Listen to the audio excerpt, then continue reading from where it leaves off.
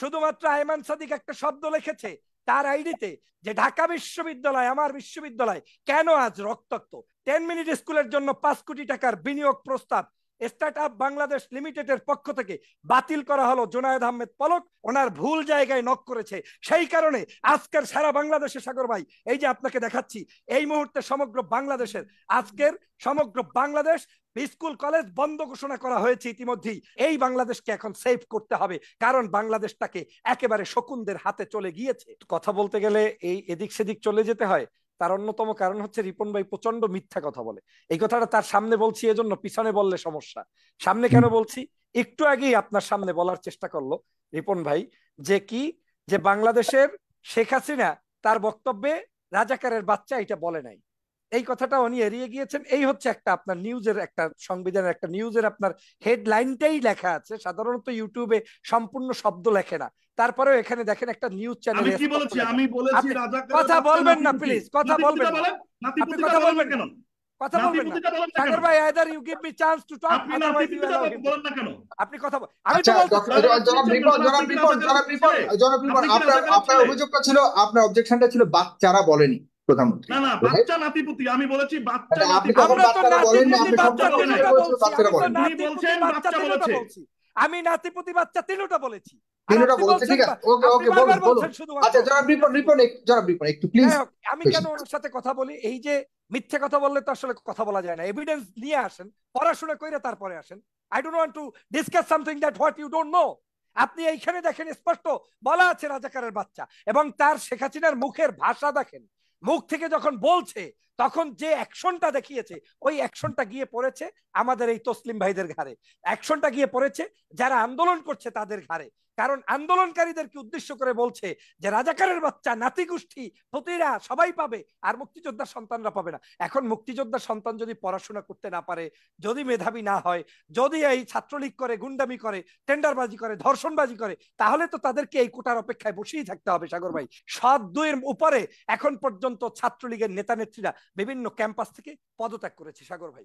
আজকে আপনি কথা বলতে এসেছেন আমার সাথে যে আজকের এই বাংলাদেশের এই মুহূর্তে এই ফেসিবাদ যে জুলুম উদযাপন করেছে, দেখেন আপনাকে আমি বলছি, আপনি বলছেন যে এই আন্দোলনটা কোন দিকে মোড় দিচ্ছে, দেখেন এই আন্দোলনটা, এটা রোকেয়া হলের ছবি দেখাচ্ছি আপনাকে, সেভ বিডি, তারা এখানে কি উল্লেখ করেছে?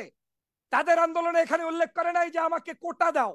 ছাত্রীরাও আন্দোলন করতে গিয়ে বুঝতে পেরেছে যে বাংলাদেশকে সেভ করো, তারা তাদের এই আলোর বর্তিকে সাজিয়ে তাদের এই হলের ভিতরে, এটা কিন্তু রোকেয়া হলের ছবি, আপনি দেখেন save BD, that means Bangladesh, what you have talk, মানে ব্যারিস্টার জিল্লুর টক। এই জিল্লুর রহমান যে প্রস্তাব দিয়েছে যে শেখ হাসিনাকে পদত্যাগ করতে হবে, এই আন্দোলনটাকে যে কেউ যে কোনো জায়গায় বলতে পারে যে আমি আমার দেশকে রক্ষার জন্য আন্দোলন করতে পারি। এখন যারা আন্দোলন সমন্বয় করছে তারা একটা বিবৃতি দিতে পারে, কিন্তু এই লাইট জ্বালিয়ে যে লিখেছে সেভ বিডি, তার সেন্স থেকে সে লিখেছে যে এই বাংলাদেশকে এখন সেভ করতে হবে, কারণ বাংলাদেশটাকে একেবারে শকুনদের হাতে চলে গিয়েছে। আজকে সাগর ভাই আপনাকে উদাহরণ দিয়ে বলতে চাই, এই যে বাংলাদেশ, একটু দেখেন কতটা পরশ্রী কাতরের বাংলাদেশ। 10 মিনিট স্কুলের নাম আপনি নিশ্চয়ই শুনেছেন। আয়মান সাদিক একজন সজ্জন, বর্তমান সময়ের একজন আলোচিত ব্যক্তিত্ব, অনেক মানুষ তাকে পছন্দ করেন, অনেকে পছন্দ করেন না, কিন্তু তার একটা বিশাল ফ্যান বেজ রয়েছে। সেই আয়মান সাদিকের 10 মিনিট স্কুলকে আজকের সকালবেলা বাংলাদেশের আইসিটি প্রতিমন্ত্রী জুনায়েদ আহমেদ পলক 5 কোটি টাকা বরাদ্দকৃত সেই টাকা নিজে ফেসবুকে পোস্ট করে বলেছে সেটা বাতিল করা হলো। আপনাকে পড়ে শোনাই কি লিখেছে। লিখেছেন 10 মিনিট স্কুলের জন্য 5 কোটি টাকার বিনিয়োগ প্রস্তাব স্টার্ট আপ বাংলাদেশ লিমিটেডের পক্ষ থেকে বাতিল করা হলো। জুনায়েদ আহমেদ পলক, প্রতিমন্ত্রী ডাক টেলিযোগাযোগ ও তথ্য প্রযুক্তি মন্ত্রণালয়। এমনকি এরপরে সাংবাদিকরা প্রশ্ন করার পরে উনি বলেছিলেন একটা শব্দ, যে শিক্ষিত হলেও কিছু সময় পরিত্যাজ্য, শব্দটা এইভাবে করে বলেছেন যে ওনাকে পরিত্যাজ্য হিসাবে আজকে করেছেন। তাহলে কতটা আপনি হিংসুটে হয়ে গিয়েছেন। 10 মিনিট শিক্ষার জন্য কাজ করছে, 10 মিনিট স্কুল বাংলাদেশের কোমলমতি শিক্ষার্থীদের এডুকেটেড করার জন্য কাজ করছে। আপনি শুধু, তিনি কি করেছেন আপনাকে বলি, সাগর ভাই শুনলে অবাক হবেন, এই 10 মিনিট স্কুলের কোনো দোষ নাই। 10 মিনিট স্কুলের দোষটা হচ্ছে শুধু এইটাই, তারা একটা পোস্ট করেছে, সেই পোস্ট এই যে দেখেন জুনায়েদ আহমেদ পলকের ডাইরেক্ট পোস্ট, আমি আপনাকে পত্রিকা থেকে দেখিয়েছি, এখন জুনায়েদ আহমেদের নিজের পোস্ট। তারা এই জায়গায় 10 মিনিট কিচ্ছু করে নাই, শুধুমাত্র আয়মান সাদিক একটা শব্দ লিখেছে তার আইডিতে যে ঢাকা বিশ্ববিদ্যালয় আমার বিশ্ববিদ্যালয়, কেন আজ রক্তাক্ত, আর তার স্ত্রী কি বলে মঞ্জারিন, তিনি শুধু আইডিটার ওইখানে একটা লোগোটাকে ফিট করে দিয়েছে, ঢাকা বিশ্ববিদ্যালয়ের রক্তমাখা লোগোটা ফিট করে দিয়েছে।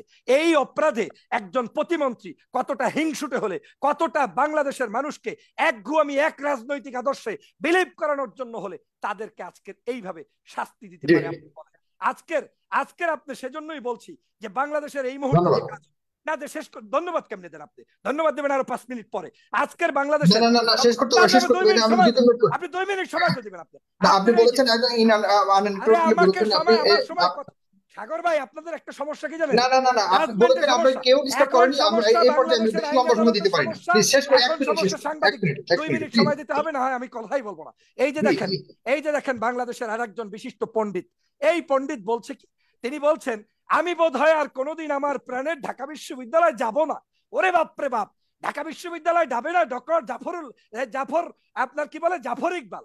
এই জাফর ইকবাল হচ্ছে সেই জাফর ইকবাল যে সমাজ বিজ্ঞান বইতে তারপরে কি বলে আপনার ওই তথ্য চুরি করে তারপরে সেই সমাজ বিজ্ঞান বইয়ের 4 জন ডক্টর মিলে যেটা সম্পাদনা করেছেন সেইটার হেড অফ দা আজকের কি বলে সম্পাদনা পরিষদের তিনি ছিলেন। তিনি বলছেন কি বলছেন, এটা পড়ে শোনাই না, শেষ করতেছি। তিনি বলছেন যে ঢাকা বিশ্ববিদ্যালয় আমার বিশ্ববিদ্যালয়, আমার প্রিয় বিশ্ববিদ্যালয়, তবে আমি মনে হয় আর কোনোদিন এই বিশ্ববিদ্যালয়ে যেতে চাইবো না।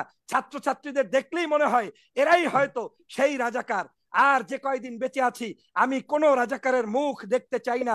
এটাই হোক জীবনের কি বলে সেই জীবনে আমার কোন নতুন করে রাজাকারদের দেখতে হবে এই জীবন আমি চাই না। এটা বলে জাফর ইকবাল সাইন করেছেন। আজকের জাফর ইকবালকে বাংলাদেশের জনগণ প্রত্যাখ্যান করেছে।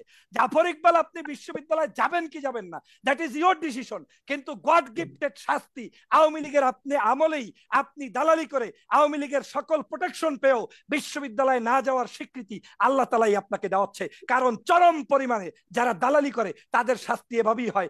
এই জাফর ইকবালরা বাংলাদেশের আওয়ামী লীগকে টিকিয়ে রাখার জন্য যারা যারা পিছনে কাজ করছে তার মধ্যে অন্যতম, এবং মিথ্যাবাদী শিক্ষাবিদ হিসাবে বাংলাদেশের জাতির জন্য কলঙ্কি হিসাবে তারা অধ্যায় রচনা করে। ধন্যবাদ। আমি শেষ করছি, সর্বশেষ আপনাকে বলতে চাই আজকের সমগ্র ক্যাম্পাসগুলোতে ছাত্রলীগের প্রবেশ নিষিদ্ধ করার দাবি উঠেছে। আজকের আমি এই মুহূর্তে আপনার সামনে থেকে বলতে চাই বাংলাদেশের এই মুহূর্তে প্রত্যেকটা বিশ্ববিদ্যালয় ছাত্রদের অধিকার প্রতিষ্ঠা করতে হবে। ছাত্র নামের যারা তারাই থাকবে, অছাত্র কোনো কেউ থাকতে পারবে না। এই ছাত্রলীগকে নিষিদ্ধ করতে হবে। এটা হচ্ছে জাহাঙ্গীরনগর বিশ্ববিদ্যালয়ের ছাত্রীদের লাগানো পোস্টার, যেই ছাত্রীরা গর্জে উঠে দেশের জন্য মানুষের জন্য কাজ করতে পারে। অতএব বাংলাদেশের আবাল বৃদ্ধ বনিতা সবাই মিলে এই ফ্যাসিবাদের বিরুদ্ধে লড়তে হবে। আমি সর্বশেষ বলতে চাই শেখ হাসিনা বাংলাদেশের মানুষকে নিয়ে অপরাজনীতি করেছে। গত 17 বছর পর্যন্ত অপরাজনীতি করতে করতে অভ্যস্ত করে ফেলেছে মানুষদেরকে গুলি খাওয়াতে, অস্ত্রবাজি করতে, টেন্ডারবাজি করতে, মানুষদেরকে খুন করতে। আজকেও শেখ হাসিনা মনে করেছিল যে চায়না থেকে এসেছি তো ছাত্রদের এই আন্দোলনটা 2-4টা গুলি মারলে শেষ হয়ে যাবে। ওনার ভুল জায়গায় নক করেছে।